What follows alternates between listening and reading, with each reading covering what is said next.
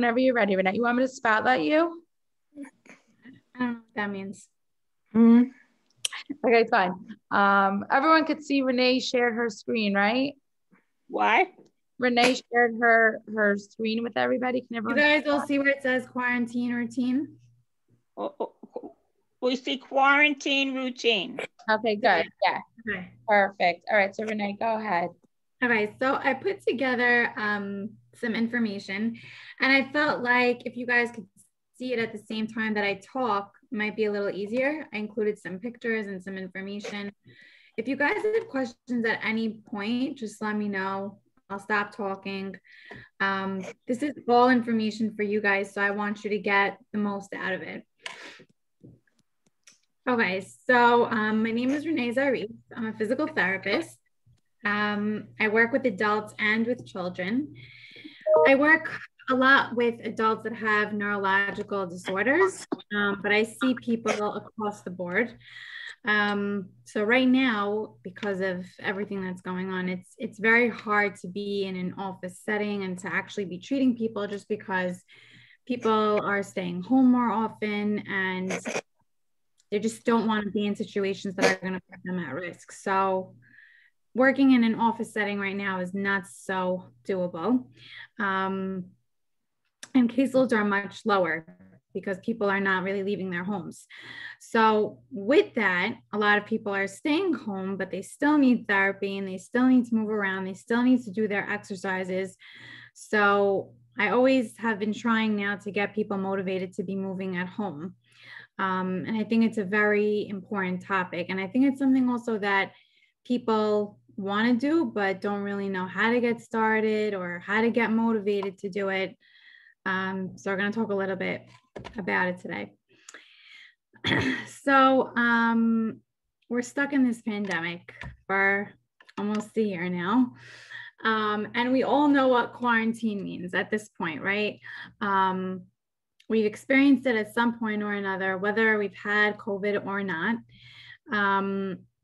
And it's always changing, right? Like you're in quarantine because you were exposed to someone, and then you're out of quarantine and then exposed to someone else. And so it's constantly, I feel like our lifestyle now is very inconsistent. We have moments where we're home and then moments when we're not, and then it can go back. And so we really essentially just don't know what's going to happen tomorrow. It's different every single day. We don't know what to expect.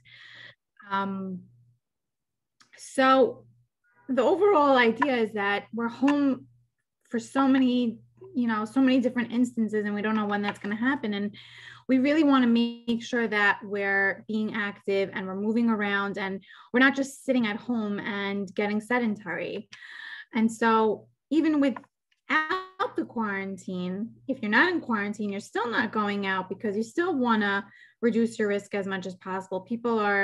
There's no more parties, there's no more gatherings. Restaurants, I think, are opening soon, but for the most part, people are not going out to eat. And so we just, by nature of what's going on around us on a day-to-day basis, we end up having to stay home. So how do we get more active, and how do we make sure that we stay moving even under these circumstances? So I wanted to cover a couple of topics today. I didn't want to just talk to you about exercise, but I wanted to cover a lot of different important topics that we should know about.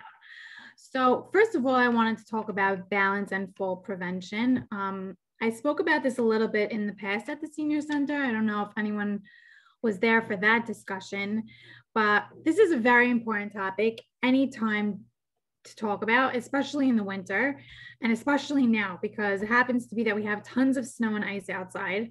Last winter, we didn't have anything, but this winter we do. So we have to be very mindful of that. And I want to just talk about how we can control our balance and posture so that we can be in control of that when we go outside. So even though we're not, going out as often, we're still walking outside because we need to get into a car, or we're going to a doctor appointment, or we're going for a quick run to the supermarket. You want to even be careful for those couple of steps from your door to the car to the store, wherever you're going. I wanted to talk about some breathing exercises and the proper way to breathe. This is especially helpful for people who have had COVID. I don't know if anyone here has had COVID, or if you know anyone that has had COVID.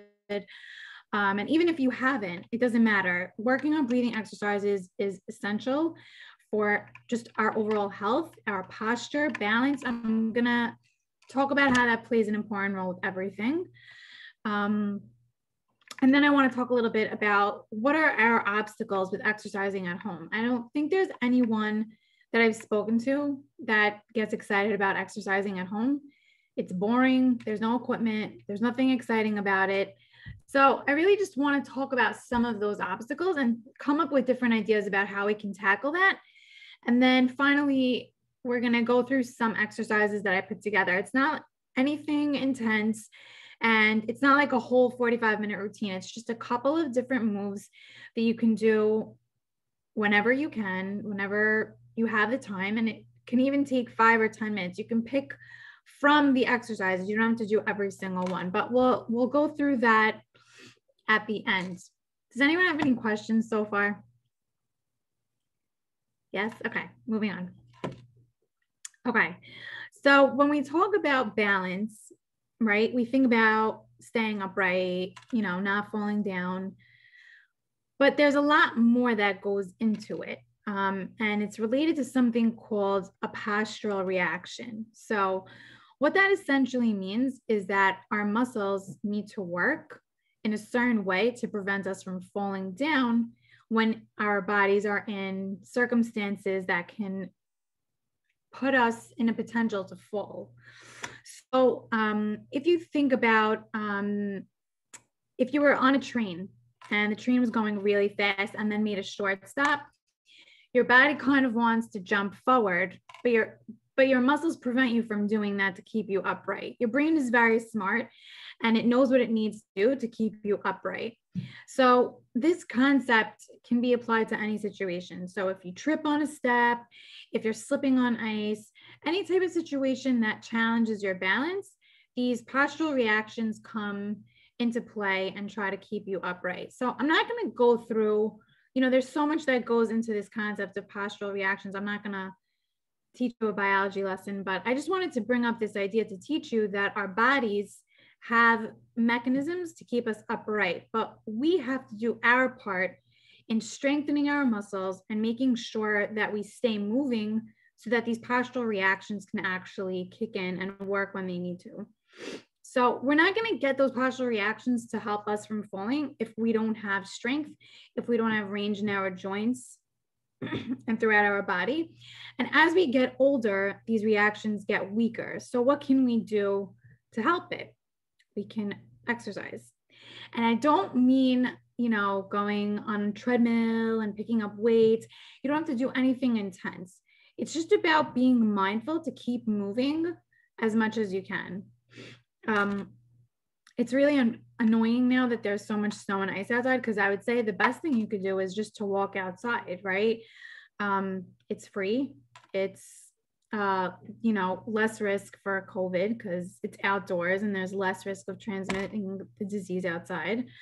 But right now with the snow and ice, it just makes it a little bit more complicated because there's more risk of falling. Question? Okay, so how do we prevent falling? What do we do about these postural reactions? What can we do? So the most important thing I said is that we want to keep moving as much as we can, because we want to make sure that our muscles are constantly moving, because as long as they're moving, they're maintaining the strength that they have. But more than that, there's something called joint range, right? What does that mean? It just means your ability to move. So like the different bones in your body to be able to move in and out of different positions.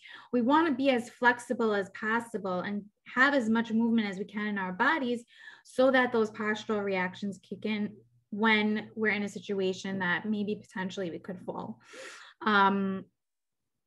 So squats are an awesome exercise because it works on your whole leg strength, but then it's also working on the range in your hips, your knees, and your ankles.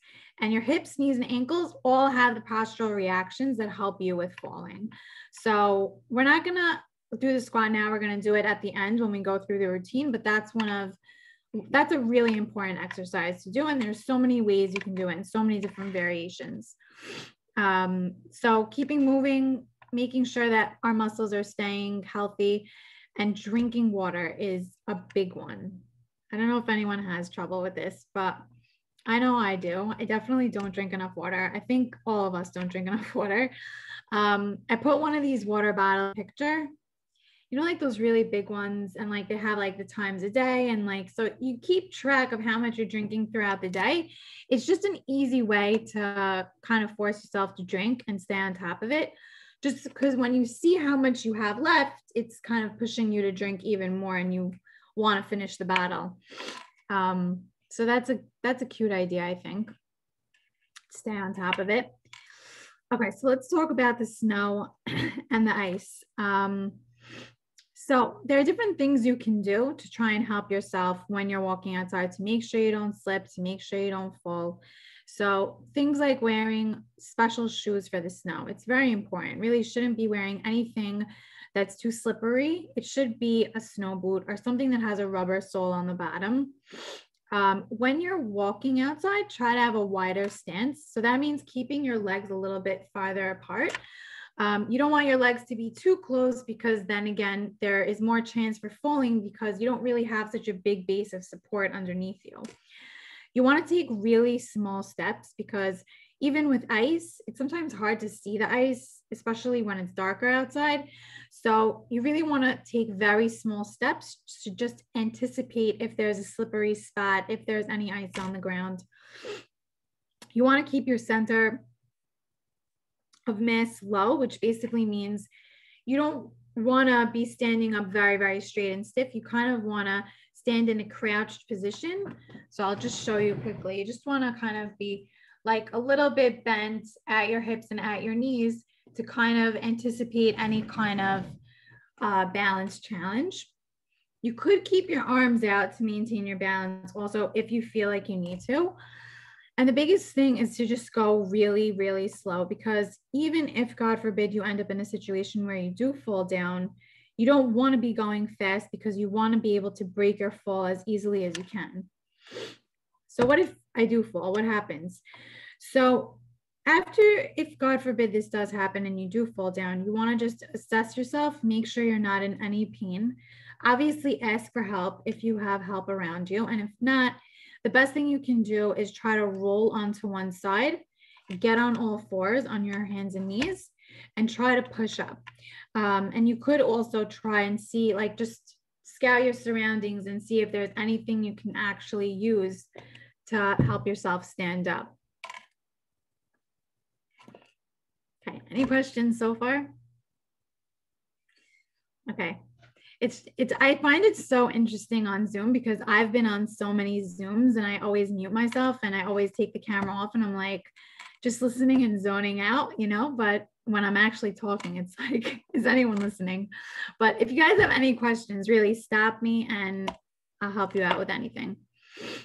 Okay, so how is balance related to breathing? I don't know if anyone really pays attention to this or if anyone's really aware, but balance and breathing go hand in hand. Two are very important and they need to exist together. Okay, so is everyone familiar with the diaphragm muscle? Anyone ever heard of it? So it's a very unpopular muscle. I don't think that anyone really talks about this muscle.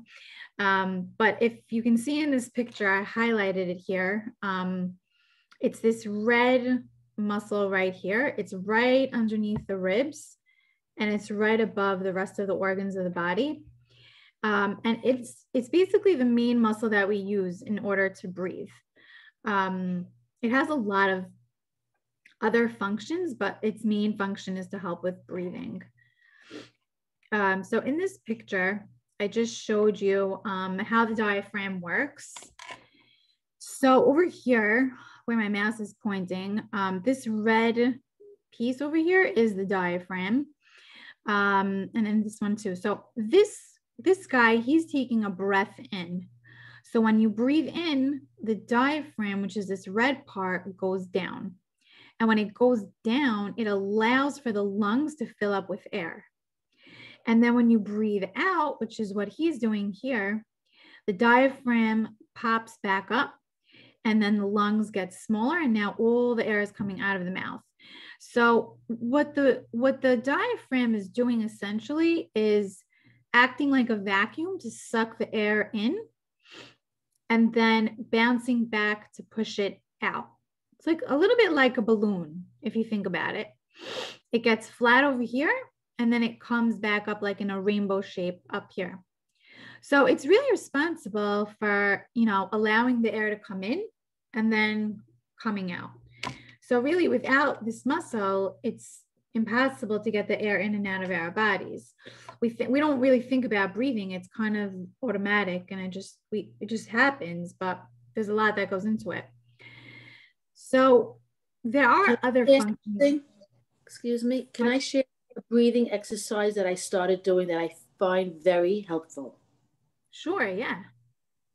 When it's a quiet time, especially at night, right before I go to sleep, every night I do this. And tell me if it's a good thing. I breathe in for 4, and then I breathe out for 4. I do that twice. Then I breathe in for 4 and breathe out for 6. I do that twice. Breathe in for 4, breathe out for 8, twice. I do that all the way up to 20. Is that a good exercise for breathing? That sounds great. So the only thing is I'm going to teach you later how to feel your diaphragm moving.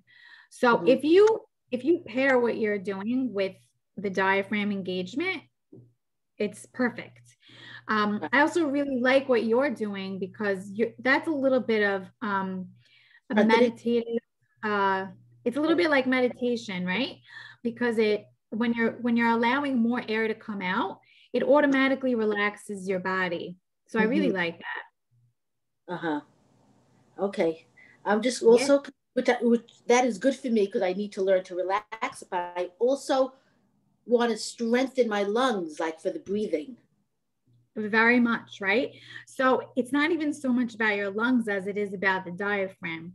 That's why I'm talking about it. It's super important. And I think that not so many people realize how important it is, but at the same time, using those techniques that you're using is really good at chest expansion and coming back in, right? So making it bigger and then making it smaller, which is also really, really important because in between our ribs, there's muscles. So I'll go back up actually, so you guys can see it. But you can see the ribs over here are like rings that go across. So in between those ribs are little tiny, tiny muscles. And as we get older, they get really tight. And that's why a lot of people end up in this hunched posture because all those muscles get really tight. So doing something like that, where you're working on expanding and then coming back in, is really working those muscles out, which is excellent. Okay. All right. Thank you. For sharing that. That's a good idea. I like that. Thanks. Okay. So other functions of the diaphragm. So we said that its main job is to allow the air to come in and out when we're breathing, but it also is responsible for keeping abdominal pressure in. So in your whole abdomen, it's kind of like the cover, and it keeps the air in and allows for that pressure inside. It prevents acid reflux.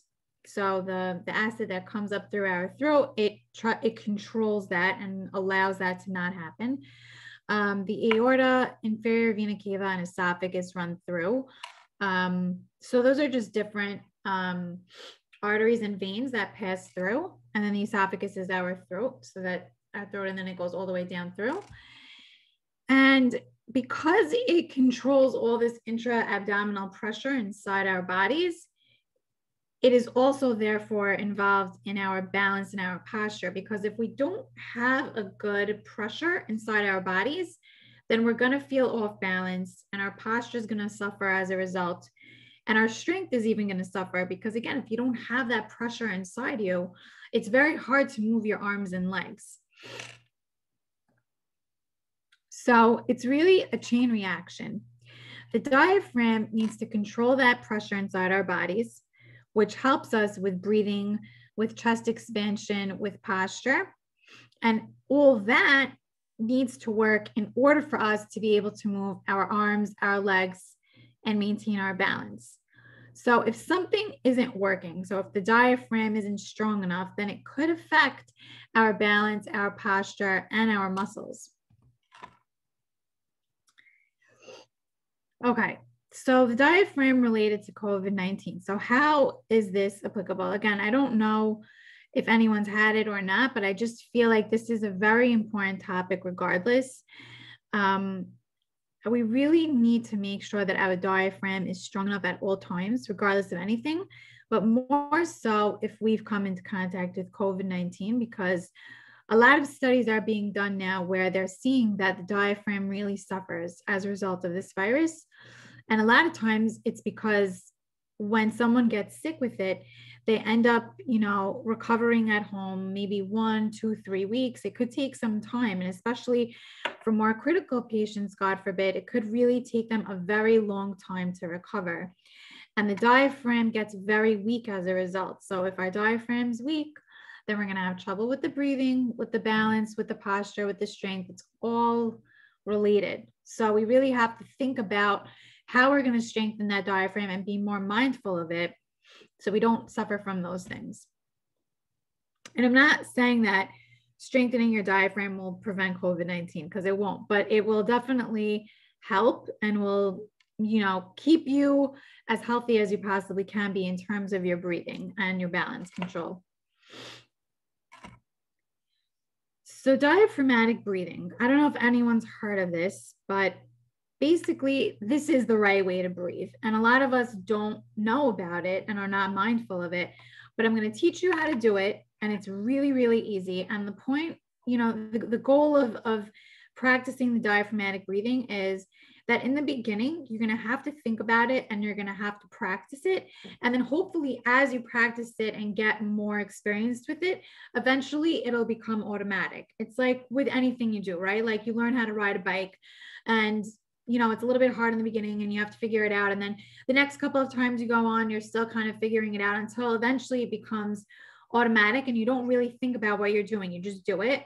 So the same way as diaphragmatic breathing, I put it as part of the routine. So we're going to go into depth with it later on when I explain the exercises.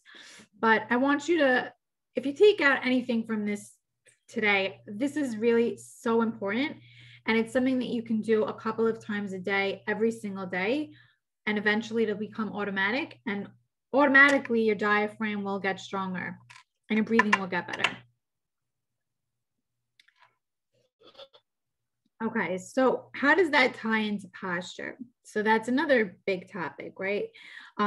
Even now staying at home, the fact that we're not moving around as often as we normally would be, our postures are suffering. And you can even be the most athletic person. Everyone needs to work on their posture because everyone's posture is faulty in some shape or form. Something that's really awesome though, is that when you work on your breathing, just, I don't know who spoke earlier, but she was saying how she practices the breathing before she goes to bed.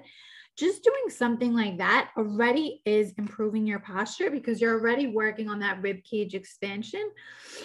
And it's already gonna help you with achieving a more optimal posture. And we just want a more optimal posture in general because we want our muscles to be working the right way. We want to be able to breathe the right way. And we don't want to have pain because when we do have faulty postures, that leads to things setting up in non-optimal positions. And then we have pain and then people come see me. That's what happens.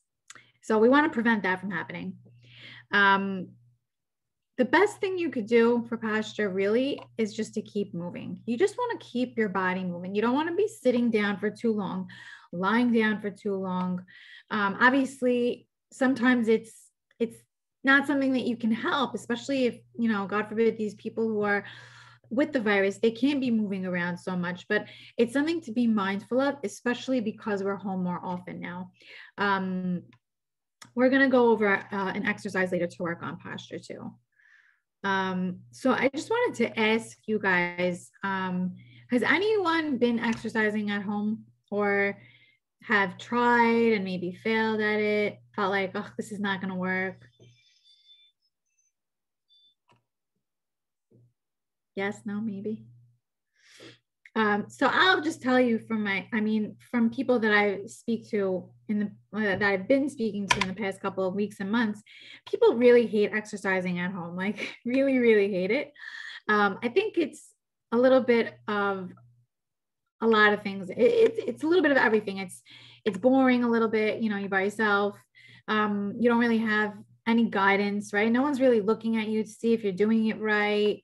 What kind of exercise do you even do? Should I do a dance class? Should I do strengthening? Like, what do you choose even, And I think a lot of people, the biggest obstacle that people tell me is, oh, I don't have time.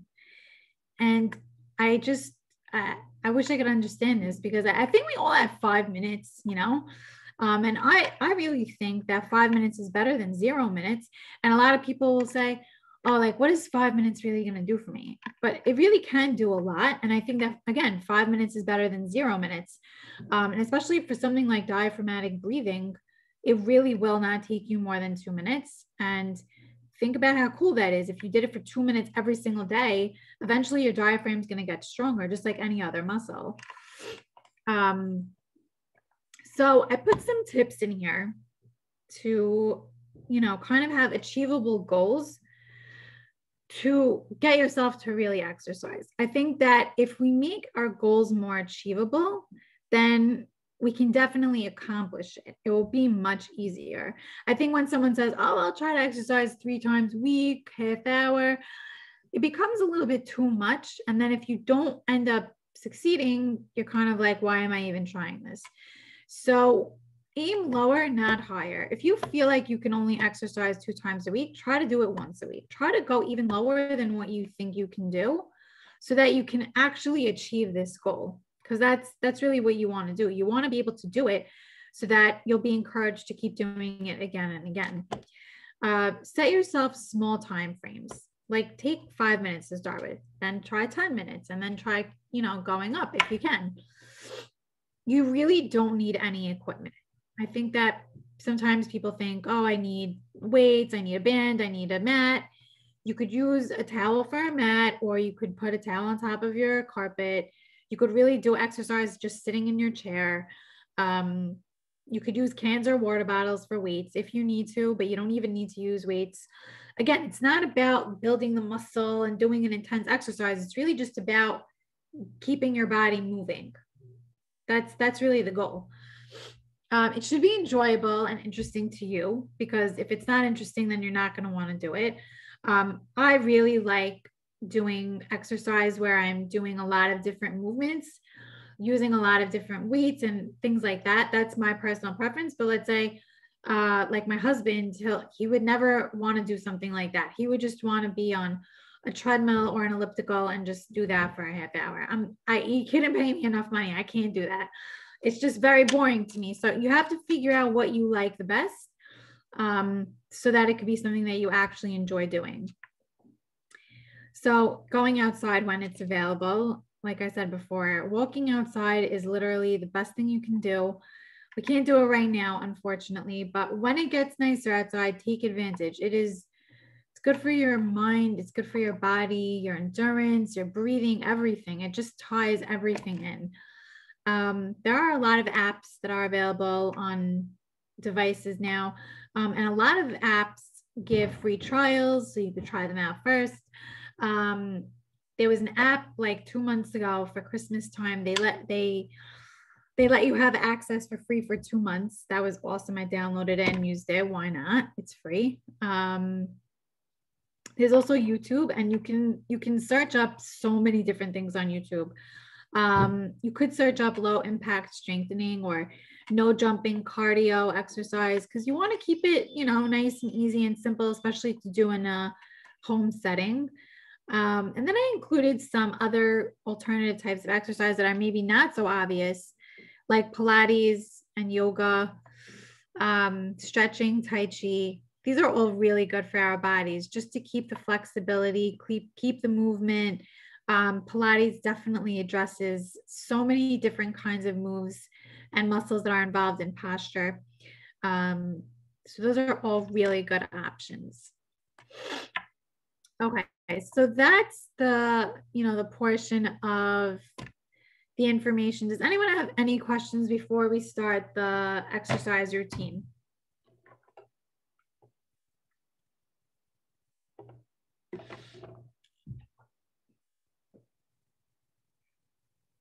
Sandra, do you have a question? Hi. Oh, it's muted again. Who needs to unmute? Sandra, I think, is trying. Yeah, sorry. Can you go back and talk about getting up from falling, about rolling to your side and hands and knees? Yes. Okay, let's go back to that. So I actually did it more in depth, I think like last year when I did it at the senior center, but I could send you, I have more information on that. But basically, in a nutshell, what happens is, it really depends on where you are and what position you're in. But what you really want to do is roll to your side and then eventually come up onto your hands and knees, like, okay, I got that. Like this kind of, Right. And then you can either crawl to something that will help you stand up, maybe like a step or like a bar. Or if you're in your home, you can even grab onto like a couch or like something heavy. You don't want to like grab a flimsy chair. You want it to be something sturdy. And then you bring up one leg at a time. Okay. But the most important thing is to really try and turn onto your side, because it's much easier to crawl than it is to move when you're on your back. Got it. Thank Does you. that make sense? I can send you more information on that, Yeah, because I have that's more great. detailed Thank info you. on that. Yeah, you got it. Any other questions?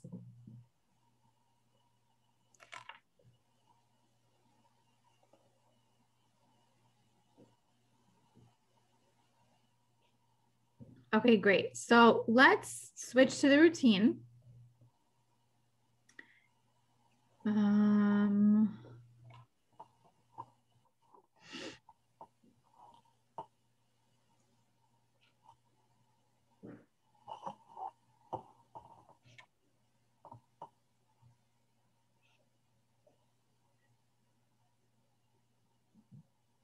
Okay, so this is the quarantine routine. I just pulled it up, but also if you guys gave Shula your email addresses, she'll send them to you.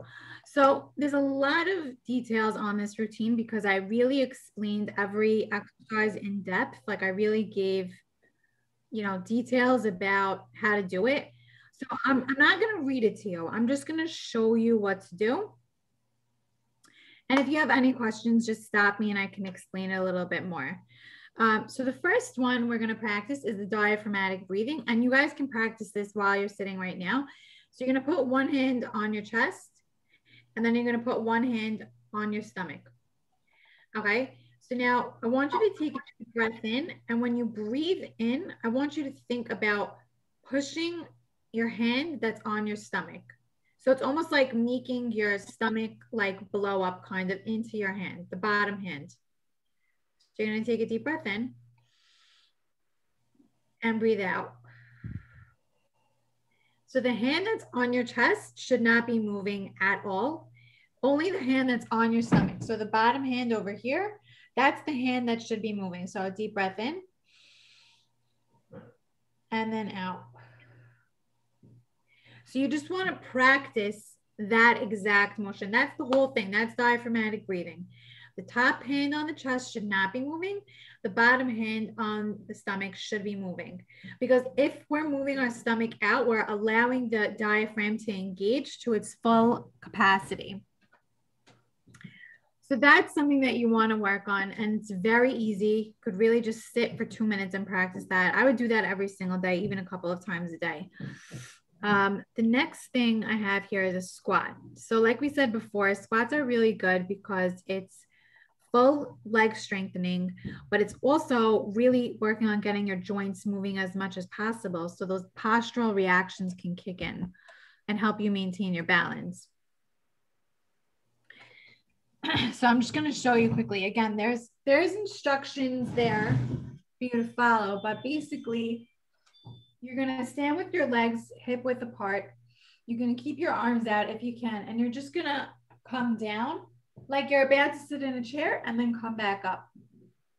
So you're going to go down like you're about to sit in a chair and come back up. We can't see you. We can't see you. You're too little. The picture of you is too little. We're not seeing what your body's doing. Hold on, I'm going to make it bigger.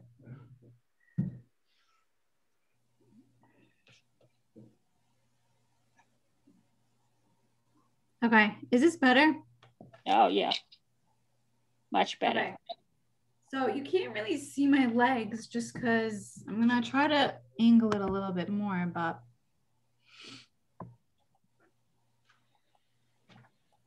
so it's just gonna, you're coming down and then you're coming back up. Oh, It's like you're about to sit in a chair. See how it's like, it's not straight down.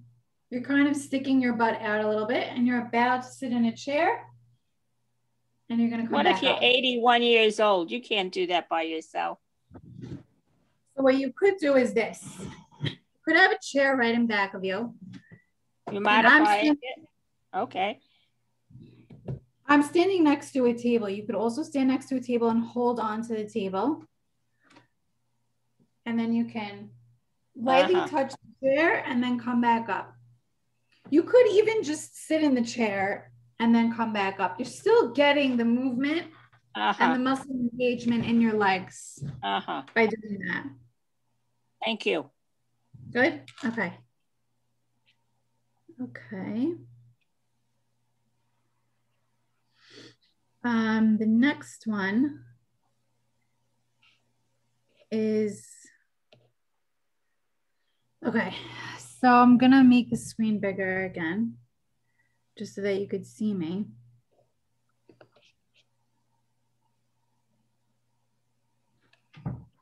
So the next one is standing by the wall. You could use a bowl, or like I even just took a little towel, roll it up, and you're gonna put it in between your hip and the wall.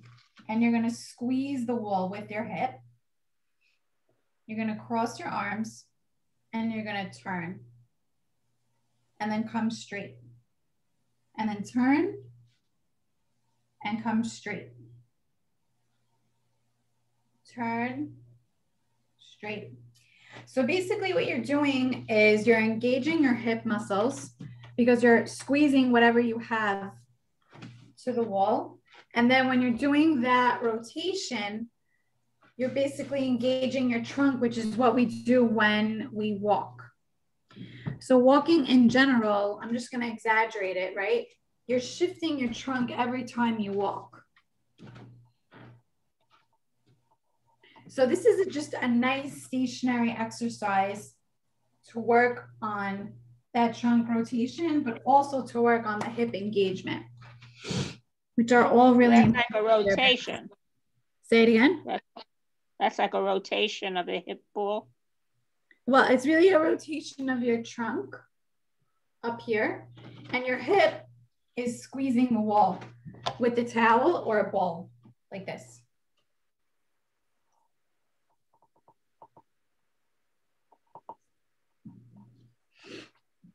So all the details, again, are in the handout. And also the frequency of how often to do it is in the handout too.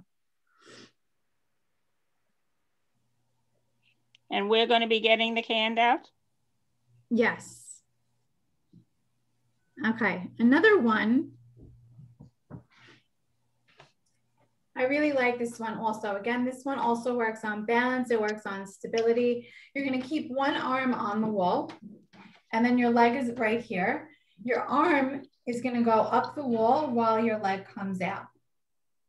So again, if this is too challenging, you can even just stand by the wall and raise your arm up and come out.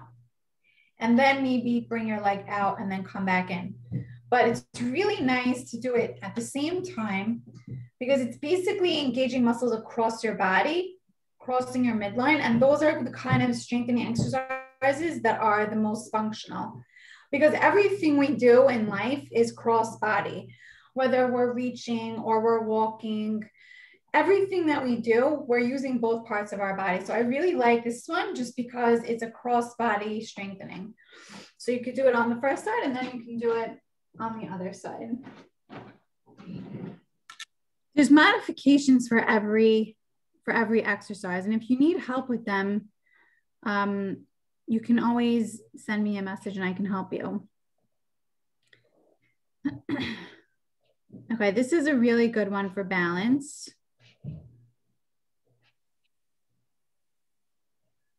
So if you see, I'm gonna use a chair over here. So the chair is behind me over here, and I'm just gonna stand up here, and now I'm gonna cross my arms and I'm gonna lean forward and then lean back. So again, this can be scary because it really is challenging your balance. But what you could do is stand near a table. So my table's right here. You could lean forward and then land on the table with your hand and then lean back. And you have the chair behind you if you need it, also for support. So you're gonna lean forward and lean back. And you really wanna try and keep your feet flat on the floor, because when you're doing this, you're kind of like tricking your brain and making it think like you're about to fall when really you're not. And it's engaging all those postural reactions. It might not feel like anything to you, but you really are working those postural muscles when you challenge your balance in that way. I really like that one. And you could set up your environment. You know, you can surround yourself with chairs or the wall or a table just to make sure that you're covered.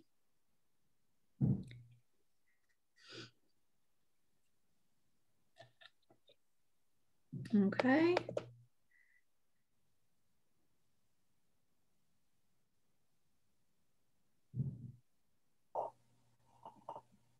Okay, so another one is a standing leg raise. So you're gonna have a chair in front of you. You can have a chair or a stool. You can even just like use like 2 or 3 books on the floor. You can really set it up as much as, you know, as high or as low as you want. The lower it is, the easier it is, and the higher it is, the harder it is. You're gonna lift your leg up and onto the chair, and then you're gonna bring it back down. So this is great because it's working on your core, but it's also working on your legs and your hip mobility. So again, if you need to modify this to make it easier, you could just put something lower on the floor, and you can also hold on to a table or a chair nearby just to make sure you can hold your balance while you're doing that movement. Just like that. Okay, and then I put together some core exercises that you could do in your chair. I wonder if I should sit here. Okay, so when you're sitting in the chair, you're gonna sit kind of like on the edge, not really. You're gonna take an arm and your opposite leg, and you're gonna bring your elbow to your knee, but you want your knee to come up, touch your elbow and come down. So it's not your elbow going down to your knee. It's your elbow's up here and you're bringing your knee to touch your elbow and then down, just like that. So that's working on your core. This is actually an ab exercise, but while you're sitting down. And you can even use your opposite hand to support yourself. So you could, you see, I'm using my hand on the chair over here to support myself. And then I'm using, so the elbow comes down a little bit to the knee, but you really want to focus on bringing your knee up to your elbow, because that's how you're going to get the core engagement. Okay. And then the last one. So this is a really nice exercise for your posture. You're gonna sit again in the chair. You're gonna keep your elbows really glued to your chest. You're gonna bring your elbows up into a 90-degree angle. Your palms are facing the ceiling. And you're just gonna bring your hands out and then back in. Out and back in. And this is really great because it's working on opening up your chest. So we spoke about that chest expansion, which is really important. But it's also what it's doing is in the back, it's working on all the muscles in between your shoulder blades and bringing them closer together. So you're also strengthening your back and your shoulder muscles while you get that chest expansion. And you can make this harder by, putting something in your hands. So let's say cans or water bottles, or if you have a band, you could use that just to make it a little bit more challenging. I really love that one. But I think we covered all the exercises on the sheet. And again, I put details about how to follow them and then also how often you want to really think about doing them. All those exercises I just did, like if you really sat and did them, it probably wouldn't take you more than 15 minutes. And they're really great because all those exercises encompass balance, full body strength, posture, breathing, all really important things that we spoke about today. So does anyone have any questions about any of the things we just did or anything from the information before? My only question is fear of safety. At a certain age and a certain health decline, one fears for their safety by doing these things alone. Absolutely. So there's modifications for everything we just did. If you wanted to do everything sitting in your chair because you felt like you didn't want to stand up, you were nervous about your balance, everything can be modified for that. If you want, I can adjust the instructions and I can email it to you just so that you can do it in your chair. Would you feel more comfortable? That would be great. That would be great. I can adjust it so you could do it that way. There's really modifications for everything. And it's just about finding the ability to keep moving. That's it. Even if I'm on a walker anyway, so it would be safer for me to work from my chair. Absolutely. Thank you. Any other questions?